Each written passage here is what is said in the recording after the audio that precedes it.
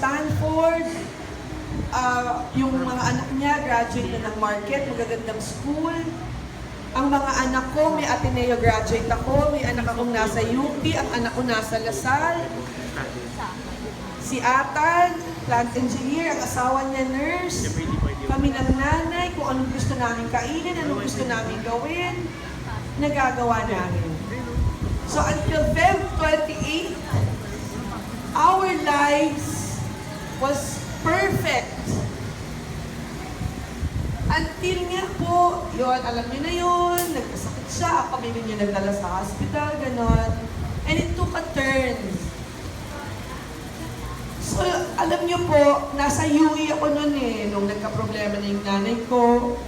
Lumabas ako sa parang ganyan ng UE balcony, iniyak ko lahat, umiyak ako ng todo. Sabi ko, bakit po naging ganito, hindi na perfect yung buhay namin. But I realized, si nanay had 87 years.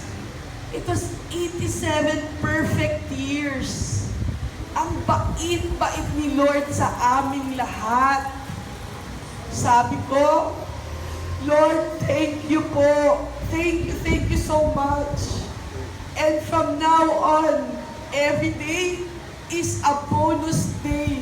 Sinabi ko yun sa mga kapatid ko, bonus! Bonus! Kung ano man araw ibibigay sa atin, everyday papasayahin ko siya. Rinirecord ko siya everyday. Sabi ko, good morning, Nay. Anong pangalan ko? So sinasabi na, weird ka naman. Ang hirap na hirap ang nanay. Sabi ko, bonus nga to eh. Di natin alam kailan last day niya.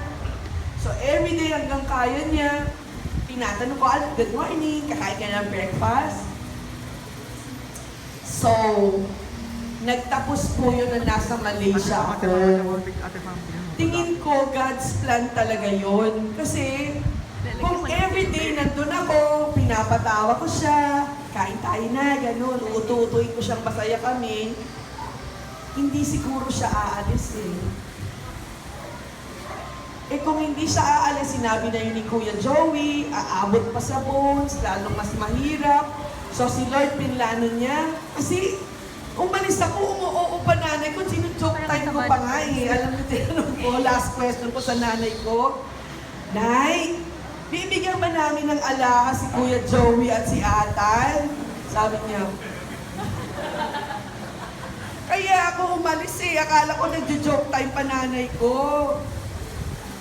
Yung pala, pag-alis ko, that afternoon, nagka-problema na. So siguro it was a chance na layo-layo mo na kayo kasi talagang bumuni na siya ni Lord. And God was so great naman that day, nakakuha rin ako ng flight. At hindi kami nag-away ni ate, may kung saan ang gagawing service or whatever. Kasi siya lang yung mag-isa. So it was all according to God's plan. Okay.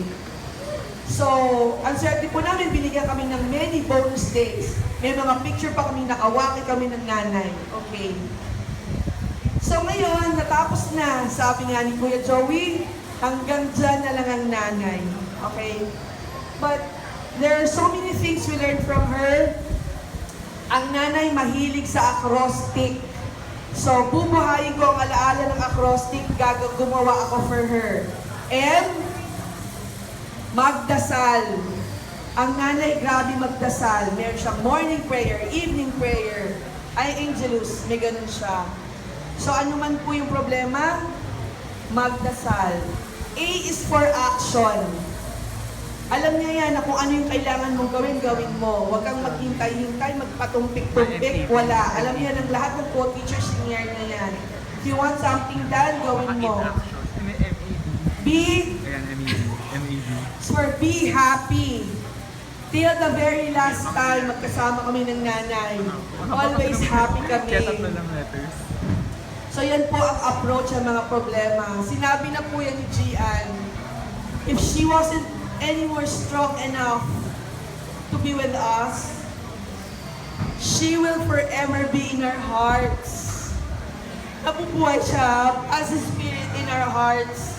And lahat po ng itinuro niyo sa amin, lahat ng ginabay niyo sa mga anak namin, mga apo namin.